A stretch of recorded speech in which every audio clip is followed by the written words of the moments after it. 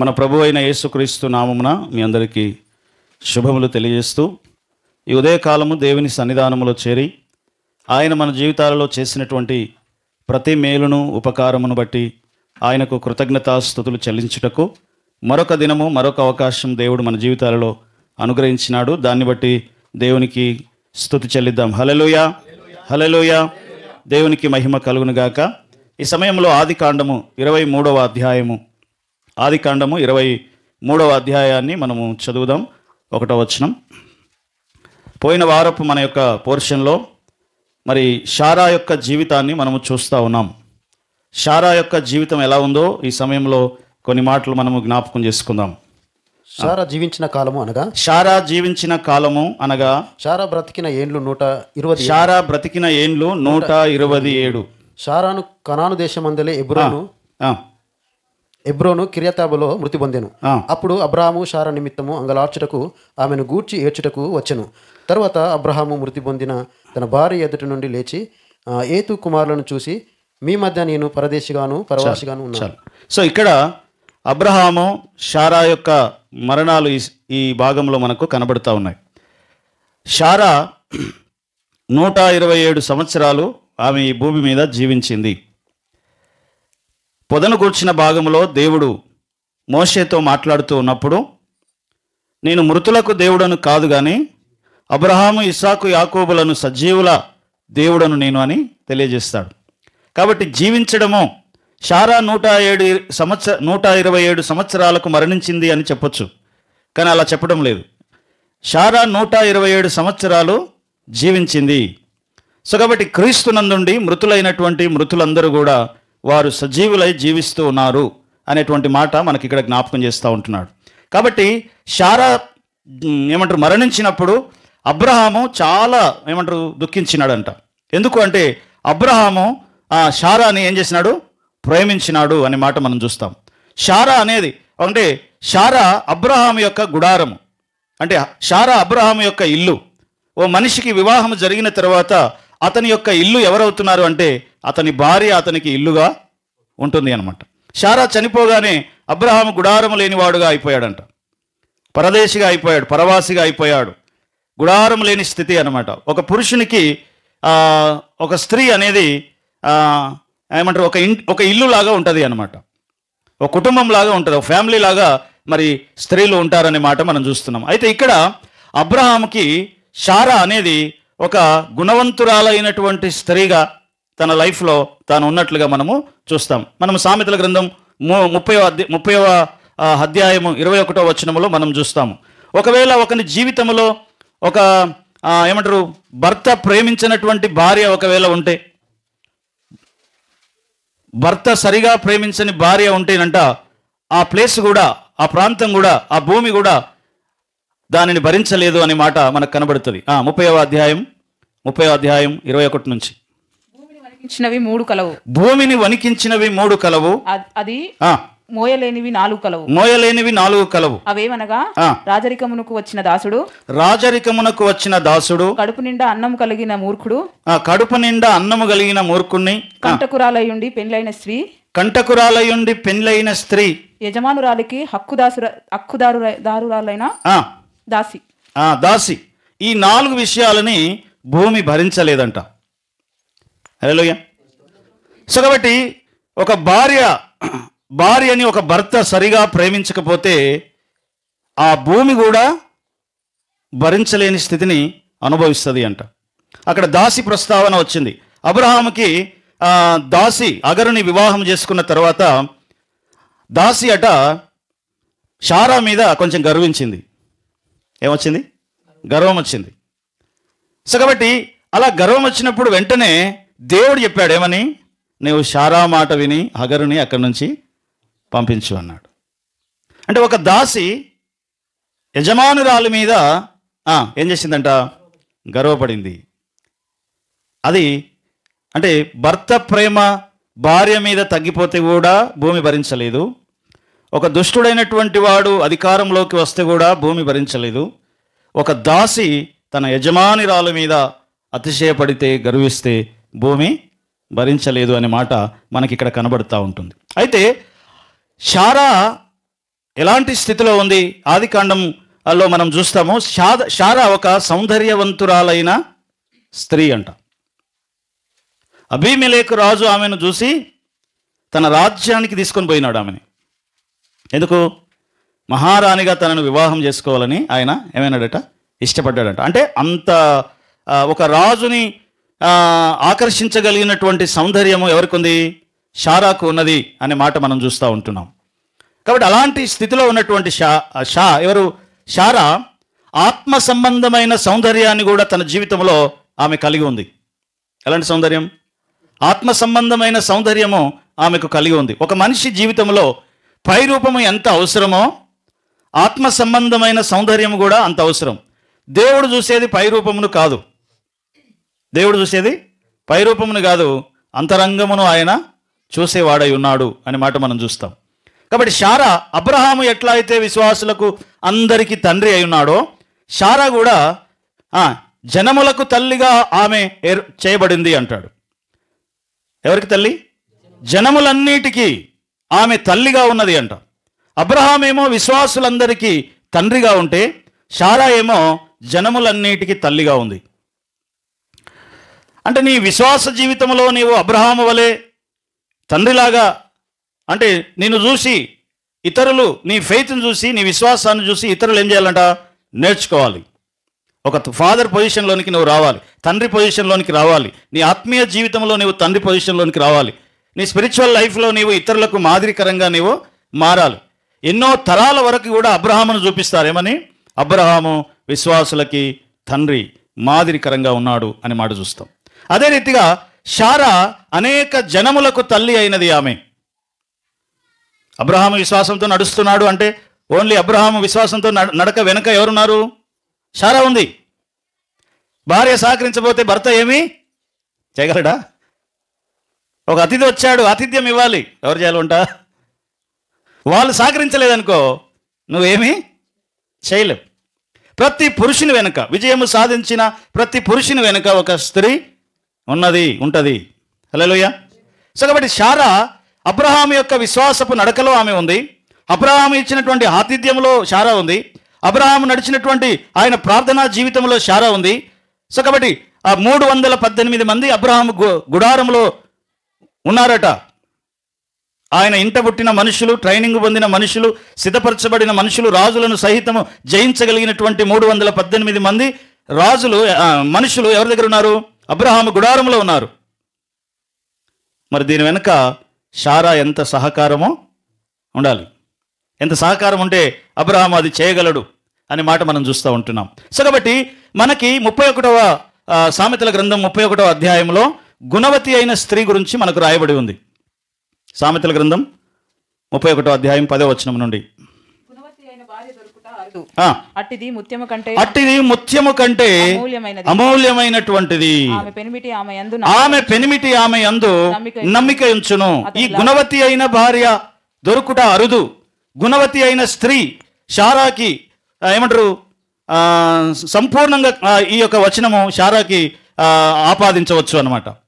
శారా గుణవతి అయిన స్త్రీ, శారా సౌందర్యవంతురాలు, ఆత్మ సంబంధమైన సౌందర్యము ఆమె జీవితంలో మనం చూస్తూ ఉంటున్నాం.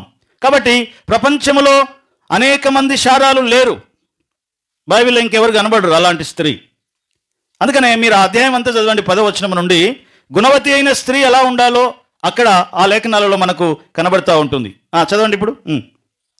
అయిన భార్య దొరుకుట అరుదు, అట్టిది ముత్యము కంటే అమూల్యమైనది, ఆమె పెనిమిటి ఆమె యందు నమ్మిక ఉంచును, అతని లాభప్రాప్తికి వెలితి కలుగదు,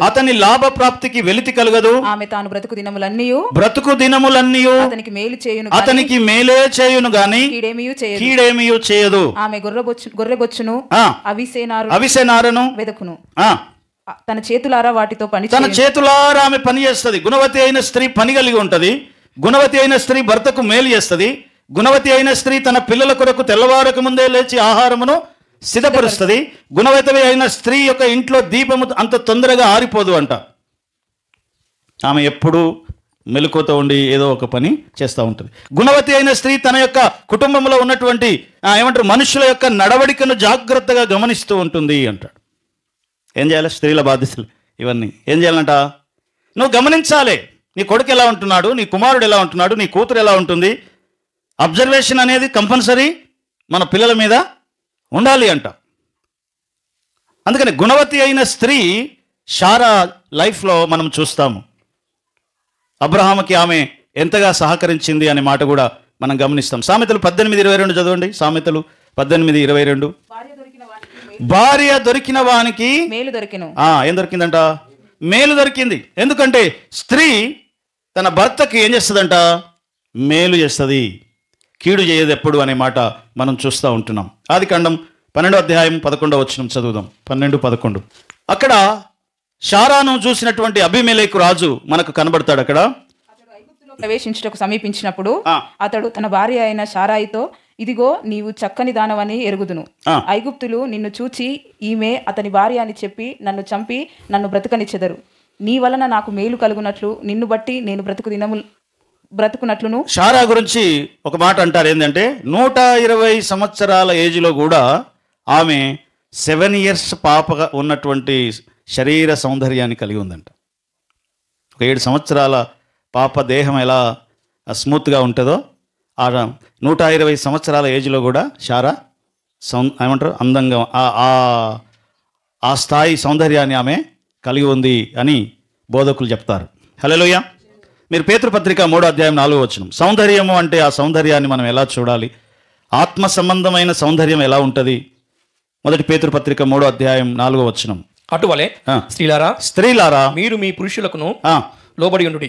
అందువలన వారిలో ఎవరైనాను వాక్యమునకు అవివేదులైతే వారు భయముతో కూడిన మీ పవిత్ర ప్రవర్తనను చూచి వాక్యము లేకుండానే తమ భార్యలను నడబడి వలన రాబట్టవచ్చును. జడలు అల్లుకొనుటయు బంగారు నగలు పెట్టుకొనుటయు వస్త్రములు ధరించుకొనుక వెలుపటి అలంకారము గాక అలంకారముగా ఉండక సాధువైనట్టు మృదువైనట్టు గుణమును అక్షయ అలంకారముగా ధరించుకొనుడి. మీ హృదయం యొక్క అంతరంగ స్వభావమును మీకు అలంకారముగా ఉండవలెను. అది దేవుని దృష్టికి మిగుల విలువ గలది అంటున్నాడు. కాబట్టి పై అలంకారం గురించి దేవుడు ఇక్కడ మాట్లాడట్లేదు. పై అలంకారాన్ని దేవుడు చూడు. నీ అంతరంగ అలంకారం ఎలా ఉంది? సాధువైనట్టు మృదువైనట్టు అను అక్షయ అలంకారమును మనము ఏం చేయాలంట? ధరించుకోవాలి. సో కాబట్టి నీ లోపల అంతరంగ అలంకారం ఎలా? సాధువైనట్టు అలంకారం ఉన్నదా? మృదువైనట్టు అలంకారం ఉన్నదా? నిత్యము నిలిచే అక్షయమైన అలంకారం వలె మన యొక్క అంతరంగ సౌందర్యం ఉండాలి. కాబట్టి దేవుడు శారాలో చూస్తున్నటువంటిది అంతరంగ సౌందర్యము ఆమె కలిగి ఉంది. ఆతిథ్యం ఇచ్చే సౌందర్యం ఆమె కలిగి ఉంది. దేవుని చిత్తానుసారంగా వెళ్తున్న తన భర్తని ఆమె యజమానుడు అని పిలుస్తూ ఉంది అంట. ఏమని పిలుస్తుంది? యజమానుడు, నా యజమానుడు అని ఆమె తన భర్తను పిలుస్తున్నాడు, అబ్రహామును పిలుస్తున్నట్లుగా మనం చూస్తాము. కాబట్టి సాధువైనట్టు అనేటువంటి మాట అంటే వినమ్రత, సాధువు. ఈ సాధుత్వం అనేది మన జీవితాలలో మనము కలిగి ఉండాలి. అది దేవుడు కోరుతున్నటువంటి విషయం. దేవుని వాక్యములో మనం చూసినట్లుగా శారా జీవితము విధేయత వివేకము కలిగి ఆమె ప్రవర్తించినట్లుగా, విధేయత వివేకముతో ఆమె నిలిచి ఉన్నట్లుగా మనం చూస్తాం. అహంకారము అవిధేయత అనేది ఒక మనిషి ఏమంటాడంటే జ్ఞానము లేని స్త్రీ అట పంది ముక్కుకు ఉన్న ఏంటిది వజ్రం లాంటిది అంట. ఎలా? సో కాబట్టి జ్ఞానం లేకపోతే మనం ఎంత సౌందర్యంగా ఉన్నా ఎలా ఉంటాం? మనం ఓ పంది మొక్కున ఉన్న ముత్యంలాగా ఉంటామంట. పంది మొక్కున ముత్యం ఉంటే ఏమవుతుంది చెప్పండి? అది పోయి బురదలో పెడతాది. హల్లెలూయా. జ్ఞానము కలిగిన స్త్రీ కొనియాడబడుతుంది. జ్ఞానము కలిగిన స్త్రీ తన పిల్లల చేత కొనియాడబడుతుందంట. సో కాబట్టి సాధుత్వము అనేది మన జీవితాలలో మనము కలిగి ఉండాలి. మాటలలో వినమ్రత. మన మాటలు ఎలా ఉన్నాయి? మన నడవడిక ఎలా ఉంది? మన యొక్క జీవన విధానం ఎలా ఉంది అనేది చాలా ప్రాముఖ్యమైనటువంటిది. కాబట్టి జడలు అల్లుకొనుటయు బంగారు నగలు పెట్టుకొనుటయు అను పై అలంకారము దేవుడు చూడడు. సాధు అయినట్టు మృదు అయినట్టు అనేటువంటి అక్షయ అలంకారమును ఆయన చూసేవాడుగా ఉన్నాడు. కాబట్టి మనము మన యొక్క మాటల్ని ఏమంటారు, రూతు పరిగె ఏరుకొని ఆ వస్తువు ఏమంటారు ఆ ధాన్యమును దుల్లగొట్టినప్పుడు చెత్త అంతా ఒక సైడ్ దోసి సరైనటువంటి ఏమంటారు ధాన్యం అంతా ఒక సైడు ఆమె ఎట్లయితే వేరుపరిచిందో అలాగున మన మాటలు కూడా ఏం చేయాలంటే మనం ఆచితూచి మాట్లాడాలి. తుపాకీ తూట కంటే బలమైనదంట మాట. తుపాకీ తూట కంటే మాట బలమైన. ఎందుకు తెలుసా? వదిలిపెడితే మళ్ళీ తిరిగి తీసుకోలేం. వదిలిపెడితే తిరిగి తీసుకోలేం. నువ్వు ఎన్నిసార్లు చెప్పినా అది వెనకకి తిరిగి రాదు. ఎఫెసీయులకు రాసిన పత్రిక 5వ అధ్యాయం 4వ వచనం చదువుదాం. ఎఫెసీయులకు రాసిన పత్రిక 5వ అధ్యాయం 4వ వచనం. కృతజ్ఞత వచనమే మీరు ఉచ్చరింపవలను, కృతజ్ఞతా వచనమే మీరు ఉచ్చరింపవలెను, కానీ మీరు బూతులైనను పోకిరి మాటలైనను సరసోక్తులైనను ఉచ్చరింపకూడదు. మీరు ఉచ్చరింపకూడదు, మాట్లాడకూడదు. వాటి గురించి ఇవి మీకు తగదు. అవి మనకు తగవు. మనకు తగనివి కానివి మనము మాట్లాడకూడదు. మనకి తగనివి మనము చేయకూడదు. 12వ వచనం చదవండి. అందులోనే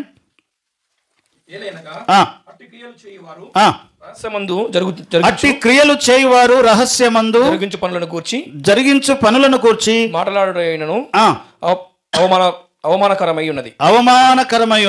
అలాంటివి మనం మాట్లాడుతున్నామంటే అవి మనకు ఎంతో అవమానకరమైన విషయాలు అంట. నీకు తగనివి నీవు చేయకూడదు అని చెప్పి దేవుని వాక్యం స్పష్టంగా చెప్తా ఉంటుంది. బూతులైనను సరసోక్తులైనను ఏమంటారు మనము పలకకూడని మాటల్ని దాన్నే బైబిల్ ఏమంటదంటే లషోన్ హరా అంటది. ఈవిల్ స్పీచ్, దయ్యపు మాటలు, చెడ్డ మాటలు, ఈవిల్ స్పీచ్, లషోన్ హరా. దాన్ని మన నోట ఏం చేయకూడదంట, రానివ్వకూడదు అనే మాట చూస్తూ ఉన్నాం. 2వ పేతురు పత్రిక తిమోతి పత్రిక 2వ అధ్యాయం 16వ వచనం. 2వ తిమోతి పత్రిక 2వ అధ్యాయం 16వ వచనం. శారా సౌందర్యవతి అనే మాట మనం చూస్తూ ఉంటున్నాం. ఆమె విశ్వాసంలో సౌందర్యంగా ఉంది, ఆతిథ్యం ఇచ్చే విషయంలో సౌందర్యంగా ఉంది, తన భర్త అయినటువంటి అబ్రహాముకు లోబడే విషయంలో ఆమె సౌందర్యంగా ఉంది, అంతరంగ సౌందర్యాన్ని ఆమె కలిగి ఉంది. 2వ తిమోతి 2వ అధ్యాయం 16వ వచనం. అపవిత్రమైన వట్టి మాటలకు విముఖుడమై ఉండుము. అపవిత్రమైనటువంటి మాటలకు నీవు విముఖుడమై ఉండుము. అట్టి మాటలాడువారు వారి ఎక్కువగా భక్తిహీనులగుదురు. వారు ఎక్కువగా భక్తిహీనులు అవుతారంట. ఎవరు భక్తిహీనులు అవుతారు? అపవిత్రమైన మాటలు ఎవరైతే పదే పదే మాట్లాడుతూ ఉన్నారో వాళ్ళు ఎక్కువ భక్తిహీనులు అయిపోతారంట. అందుకనే దేవుని వాక్యం అంటుంది, వినుటకు వేగిరపడుము, మాట్లాడుటకు నిదానించు. ఎక్కువ వినాలి, ఆచితూచి మాట్లాడాలి. నీవు మాట్లాడితే ఉప్పు వేసినట్లుగా ఉండాలంట. ఉప్పు వేస్తే ఏమవుతుంది? ఉప్పు వేయగానే దాని టేస్ట్ మారిపోతుంది.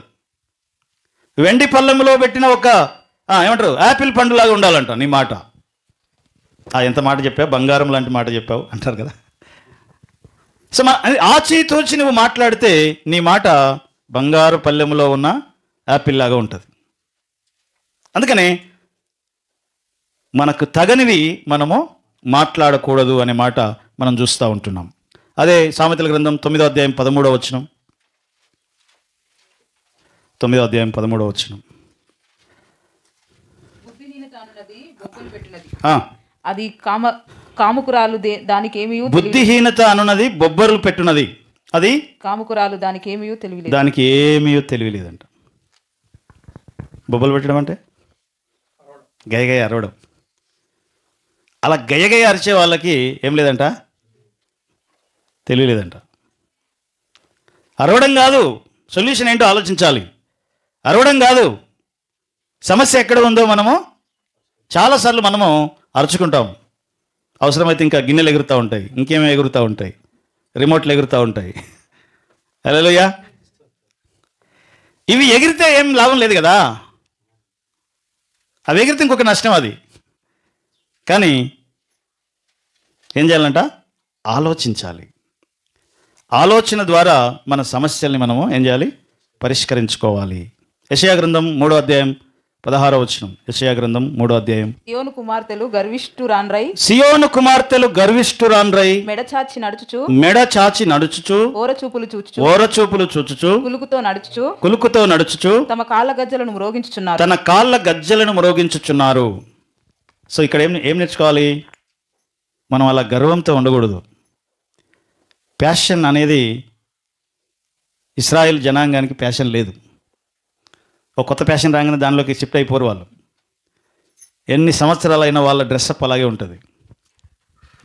వాళ్ళ డ్రెస్అప్ ఎక్కడ మారదు. మారాల్సిందేంది? మనసులో లోపల. నీ గుణం అంటే ఏమంటే గుణవతి అయిన స్త్రీ దొరుకుట అరుదు, అది ముత్యము కంటే అమూల్యమైనది. ఓ మనిషి పైన తన యొక్క ప్యాషన్ మార్చుకుంటే లాభం లేదు, కానీ తన గుణం మార్చుకుంటే గుణం అనేది చాలా ప్రాముఖ్యమైనది. బైబిల్ ఫస్ట్ ప్రయారిటీ నీ అంతరంగంలో ఉన్న నీ గుణానికి ప్రయారిటీ ఇస్తుంది. దాన్నే దేవుడు చూస్తాడు. నేను పైరూపమును చూచువాడను కాదు, నేను హృదయాంతరంగాలను పరీక్షించువాడను. కాబట్టి అంతరంగ పరిశుద్ధత అనేది ఫస్ట్ ప్రయారిటీ. అంతరంగ పరిశుద్ధత అనేది మన జీవితంలో మనము ఫస్ట్ ప్రయారిటీ ఇవ్వాలి.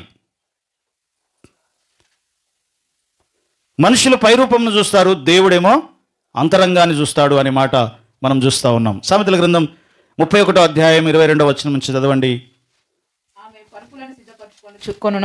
ఆమె బట్టలు సన్నని నార బట్టలు, రక్తవర్ణపు వస్త్రములు. ఆమె పెనిమిటి దేశపు పెద్దలతో కూడా కూర్చుండును, గవిని యొద్ద పేరుగొనిన వాడై ఉండును. ఎక్కడ కూర్చుంటాడట? దేశపు పెద్దలతో కూర్చుంటాడు. ఎప్పుడు? ఇల్లు బాగుంటే మీ బయట గట్టిగా మాట్లాడతాడు, లేకపోతే ఆడు మాట్లాడడానికి ఛాన్స్ లేదు. హల్లెలూయా.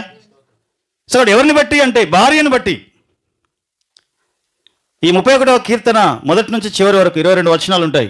22 హీబ్రూ అక్షరాలకి గుర్తుగా ఉన్నాయి అవి 22 వచనాలు. ఒక స్త్రీ యొక్క ఏమంటారు గుణవతి అయిన స్త్రీ ఎలా ఉంటుంది అనే విషయము ఆ 22 అక్షరాలలో మనకు చూపిస్తూ ఉంటున్నాడు. కాబట్టి వస్త్రధారణ అనేది కూడా చాలా ప్రాముఖ్యం. గుణం ఎంత ప్రాముఖ్యమో వస్త్రధారణ కూడా. చాలామంది వస్త్రధారణ అందవికారంగా ఉంటుంది.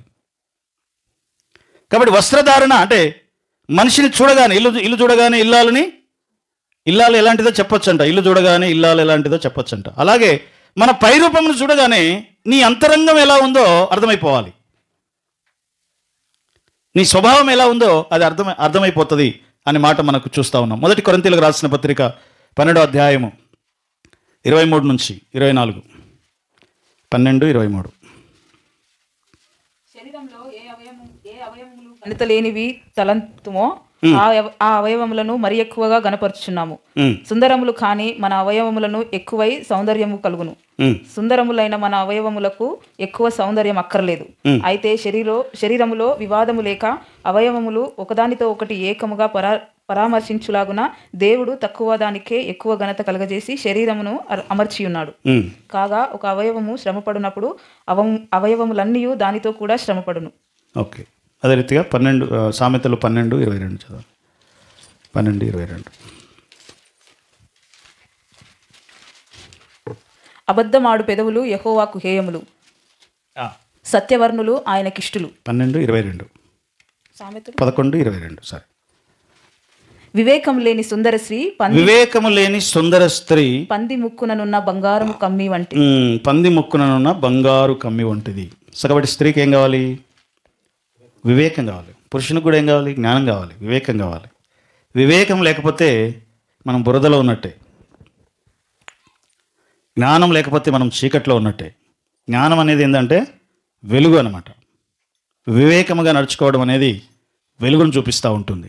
సో కాబట్టి మనము వివేకం కలిగి ఉండాలి అని దేవుని వాక్యం చెప్తుంది. ఆభరణాలు ప్రాముఖ్యం కాదు, నీ అంతరంగ సౌందర్యం ప్రాముఖ్యము. హల్లెలూయా, హల్లెలూయా. సో కాబట్టి మన వ్యక్తిగత జీవితంలో మోషే జన్మించినప్పుడు అంట తల్లిదండ్రులు మోషేను చూశారంట. ఎలా కనబడ్డాడంట? ఆయన చాలా సుందరుడై ఉండేను అంటాడు. ఏం సౌందర్యం చూసింటారు ఆయనది? వారు చూడగానే చాలా అందంగా ఉన్నాడంట.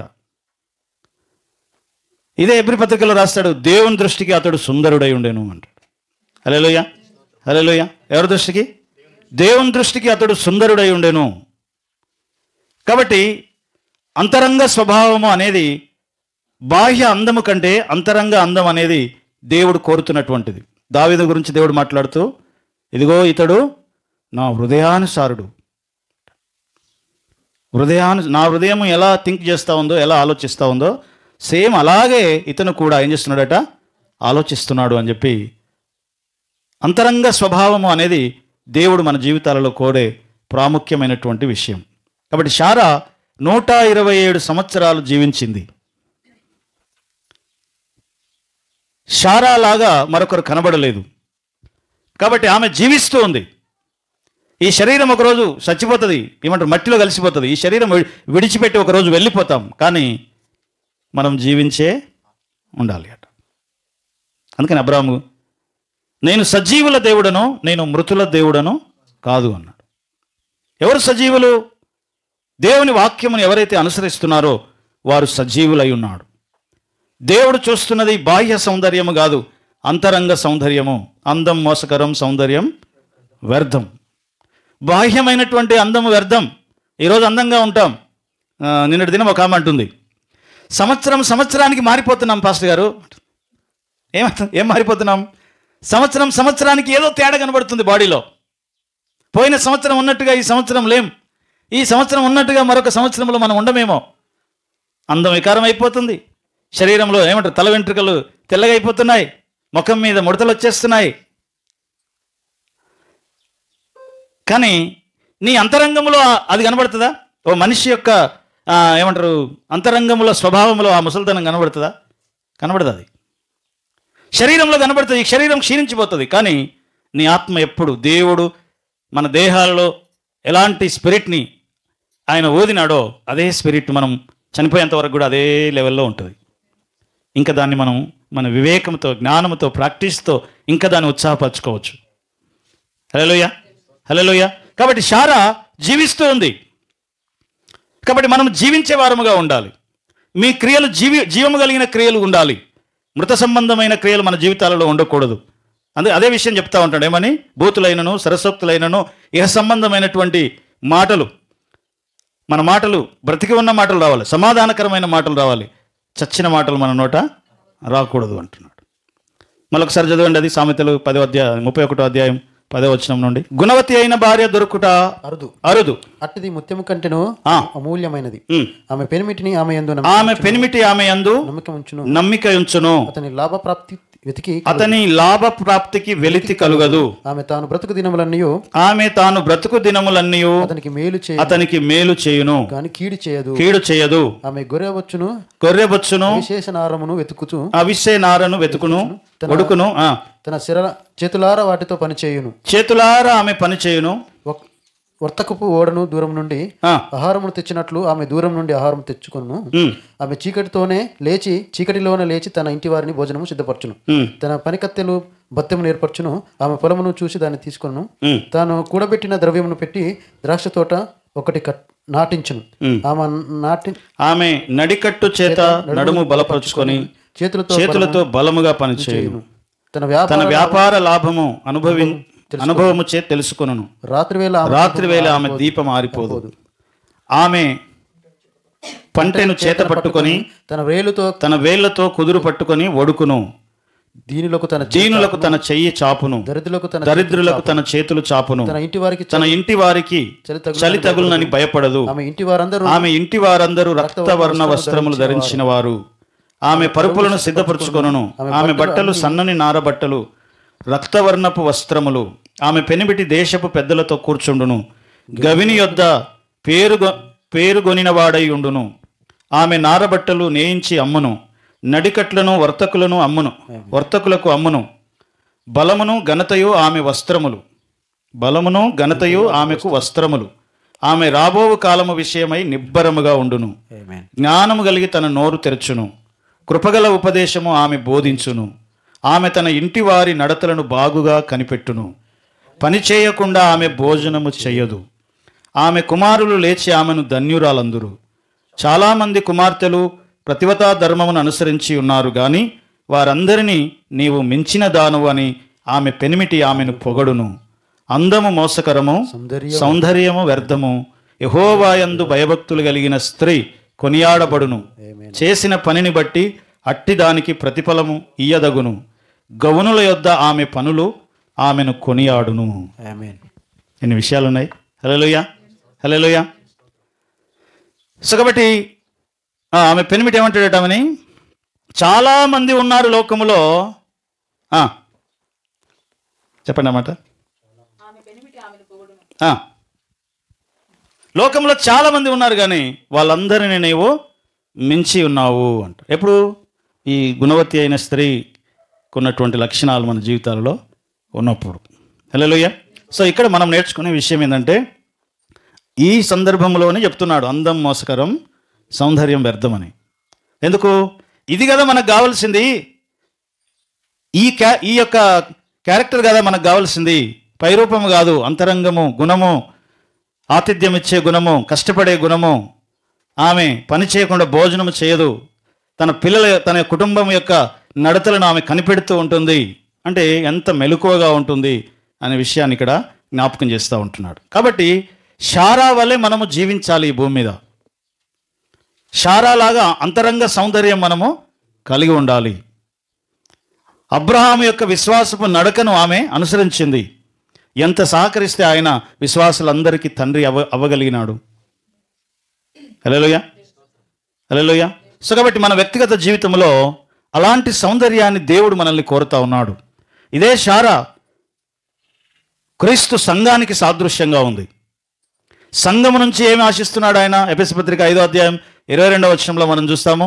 మచ్చ, ముడత, డాగు, కలంకము లేని నిష్కలంకురాలముగా మనము దేవుని వాక్యము చేత ఎప్పటికప్పుడు కడగబడుతూ ఆయన ఎదుట మనము నిలబడవలసిన వారమై ఉన్నాం. 5వ అధ్యాయం 22 ఎఫెసీ పత్రిక. క్రీస్తు సంఘమునకు శిరస్సై ఉన్నలాగున పురుషుడు భార్యకు శిరస్సై ఉన్నాడు. క్రీస్తే శరీరమునకు రక్షకుడై ఉన్నాడు. సంఘము క్రీస్తునకు లోబడినట్టుగా భార్యలు కూడా ప్రతి విషయంలోనూ తమ పురుషులకు లోబడవలను.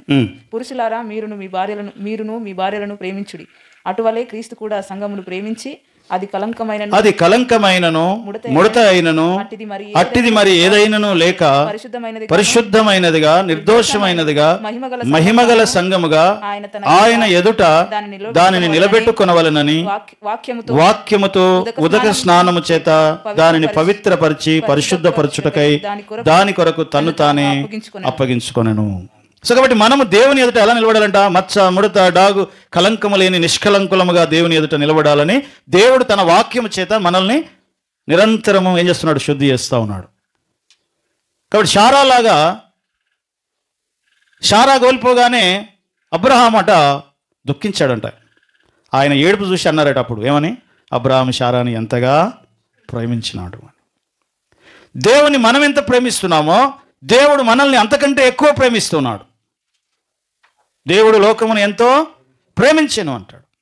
ఆయన ప్రేమ కలిగిన వాడు. కాబట్టి ఆ ప్రేమ వలన తన వాక్యం చేత మనల్ని ఏం చేస్తున్నాడట? సిద్ధపరుస్తూ ఉన్నాడు. అని మనం 19వ అధ్యాయం 7వ వచనం ప్రకటన గ్రంథంలో మనం చూస్తాము. అక్కడ ఏముంటుంది? పెండ్లి కుమారుని కొరకు సిద్ధపరచబడి అలంకరించబడిన పెండ్లి కుమార్తెగా సంఘము సిద్ధపడింది అంటాడు. సో కాబట్టి మనం అలాగున మన వ్యక్తిగత జీవితంలో, మన అంతరంగ జీవితంలో మనం ఏం కావాలంట? సాధువైనట్టు, మృదువైనట్టు, అక్షయ అలంకారమును మనము ధరించుకోవాలి. అందుకని ఆత్మఫలములు మనం ఫలించాలి అంటాడు. ఆత్మఫలములు ఏమనగా ప్రేమ, సంతోషము, సమాధానము, దీర్ఘశాంతము, దయాళుత్వము, మంచితనము, విశ్వాసము, ఆశా నిగ్రహము. ఇవన్నీ ఎక్కడుంటాయి? ఇవి కనబడవు బయట, ఇవన్నీ లోపటుండేటి. లోపటి అలంకారము దేవుడు మన నుంచి కోరుతూ ఉంటున్నాడు. నీ అంతరంగంలో నువ్వు సరిగా ఉంటే నీ బహిర్గతంగా నీ పరిస్థితులన్నింటిని కూడా దేవుడు ఏం చేస్తాడంట? మార్చివేస్తాడంట. మారిపోతాయంట ఆటోమేటిక్గా. గుణం బాగుంటే అన్నీ బాగుంటాయి. నీ గుణానికి తగినట్టే జరిగిందిరా అంటారుగా. మన గుణం మంచిగా ఉంటే బయట మన పరిస్థితులు కూడా బాగుంటాయి, ఆటోమేటిక్గా మారిపోతాయంట. అంతరంగంలో ఉన్నదే బయట రిఫ్లెక్షన్ అవుతుంది. దేవుని వాక్యం చెప్తుంది.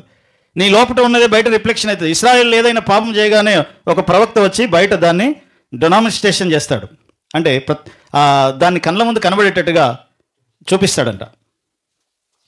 ఏమయ్యా ఇలా ఉన్నారు ఏంటంటే, నేను కాదు ఇలా ఉన్నది నువ్వే అంటాడు. అప్పుడు నీ లోపల ఉన్నదే ఇది. ప్రవక్తలందరూ కూడా అలా బ్రతికారు.